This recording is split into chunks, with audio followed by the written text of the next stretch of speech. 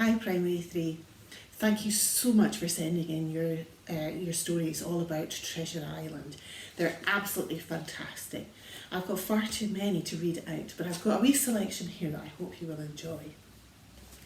The first one here is a fantastic tale called The Lost Treasure, and this one is written by Timothy. One day I was sailing my boat trying to catch a fish, until at the corner of my eye I saw the biggest fish in the world. So I went a little closer until I saw that it had razor sharp teeth. It started to chase me until I ended up on a deserted island. So I rowed my boat into the river, waiting for something to again jump up on me. There was a waterfall just ahead. I passed some mountains until I saw an underwater stronghold. I swam to the stronghold, and when I went in, the first thing I knew were zombies, or rather, millions of zombies. I ran straight through to the exit, jumped through the waterfall, and went into a swamp. Oh man! And I stumbled in to a level with a crocodile. I really had no time for a fight, so I just went out of the swamp. And then I got hundreds of paper cuts on super sharp grass and got lost in the jungle and found X marks the spot. And that was that. And here is a fantastic picture that you can see of Timothy at the end of his adventure there. Absolutely brilliant. And what I really liked about Timothy's story is that he actually created his own map for that story too. And here it is. Absolutely brilliant. The next story was written by Jamie, and Jamie used the map that Pirate Ted here has. Here we go, another fantastic story. As I set off in my trusty wooden boat, I knew I had a long night ahead. I arrived at Treasure Island just as the sun was rising in the beautiful pink sky. I tied my boat onto the big rock and lay on the soft sand for 5 minutes. When I woke up, I headed northeast before having to climb loads of big rocks to get to the top of the mountain. Then I headed south to the river where I used the stepping stones to cross it. Next, I headed eastward for 4 kilometres through the palm trees until I saw the big pine tree in the middle towering above me.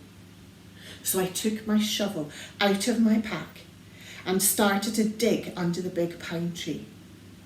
The chest was not that far down. It only took a couple of minutes. Thud! My shovel broke in half. Suddenly, as I pulled it out of the sand, I found it. Wow! It was 2 gold bars. I quickly packed them in my bag and quickly marched back across the island towards my boat. The journey back did not seem as bad, knowing that I had gold treasure safely tucked up in my bag. What a fantastic adventure, Jamie. I am so pleased that you found the treasure, and what a fantastic piece of writing. Really, really descriptive, and you really used your directions and your positions in that piece of writing too. Absolutely fantastic. I have another piece of writing here, and again this piece of writing was based on the map that I had given you. This is Jessica's piece. Once upon a time, there was a girl who was a pirate. The girl was called Jenny. Jenny had a map, and it showed how to get to a treasure chest. Another pirate was called Hook. Hook wanted the treasure. He was on a boat spying on Jenny. Jenny was at the river. Jenny liked climbing, and Jenny was climbing up a hill that had snow at the top. Hook didn't see Jenny anymore. Hook got off the boat and started looking straight away. Jenny could see the whole world. Jenny found the X marks the spot, but it was a long way away.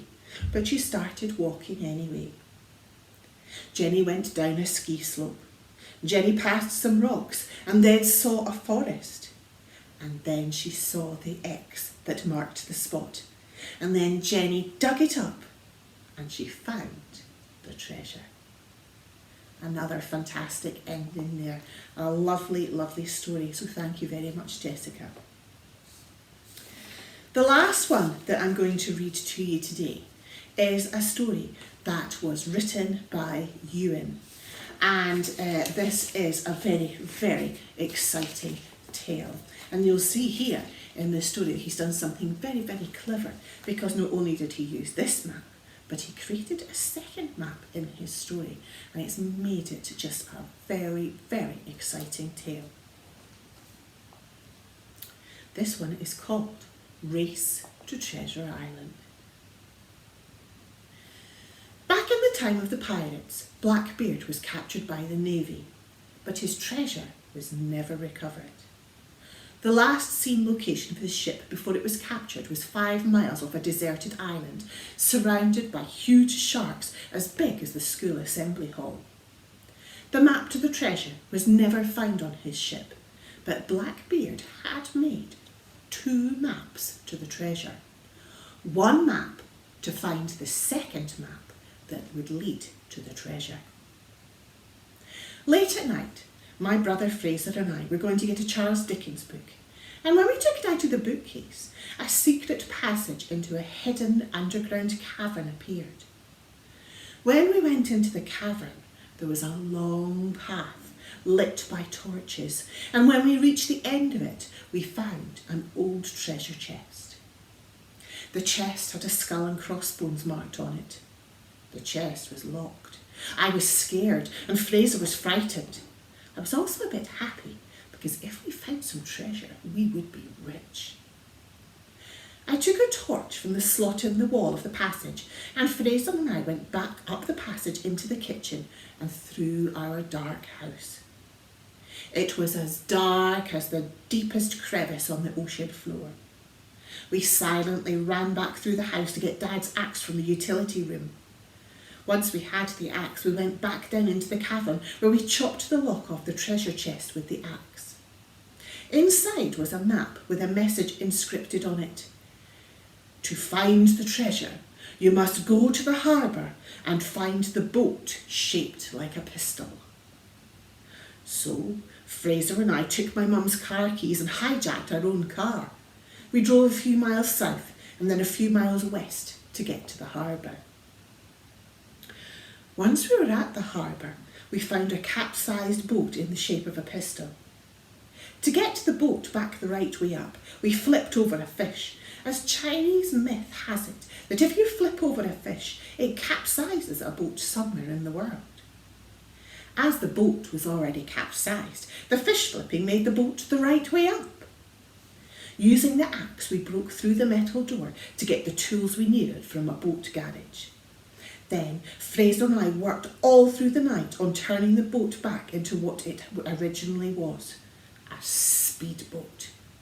Off we went. As the sun was rising, we sped out of the harbour into the open sea. A ginormous wave hit the boat, making it go faster than it ever had before. We saw giant sharks.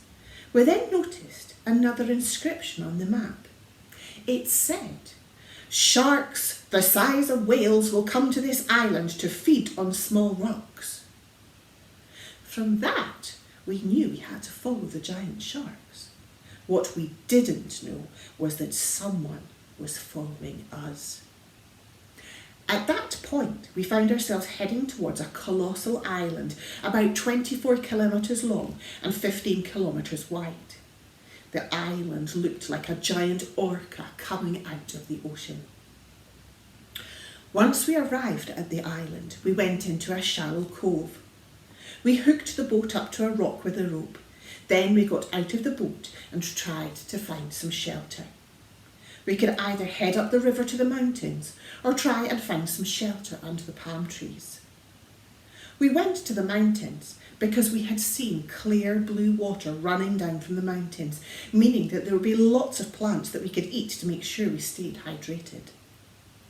We made a camp close to the river, and I said to Fraser, tomorrow we will get to the closest forest to try and find the evergreen tree that the second map is buried underneath.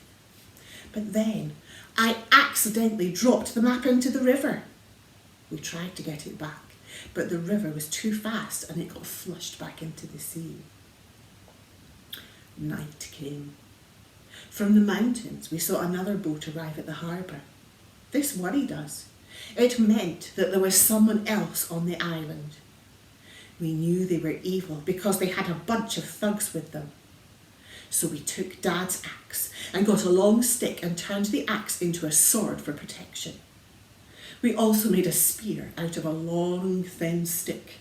We were both armed.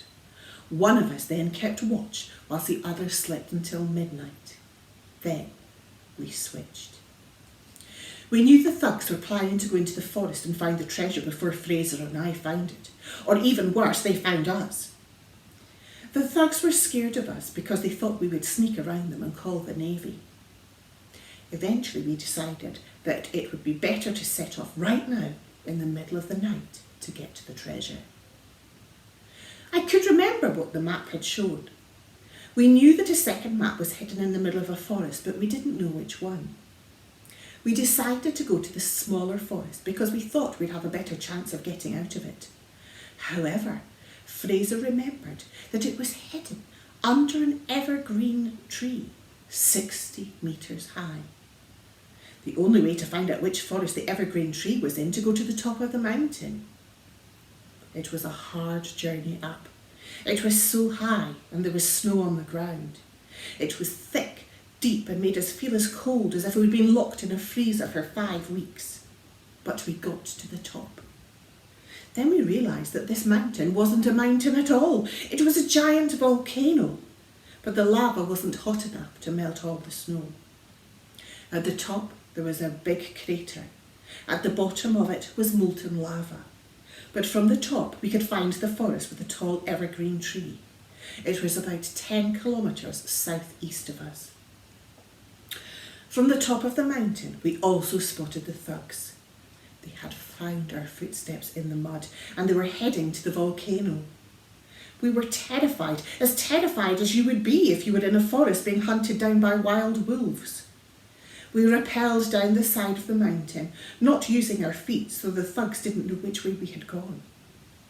We jumped into the waterfall and swam downstream to where it met the river. Then we swam northeast up the river for 5 kilometres. We were exhausted. But then we noticed the bottom of the evergreen tree as its trunk was different from the surrounding palm trees. We headed towards it through the dense palm tree forest and eventually we reached the evergreen tree.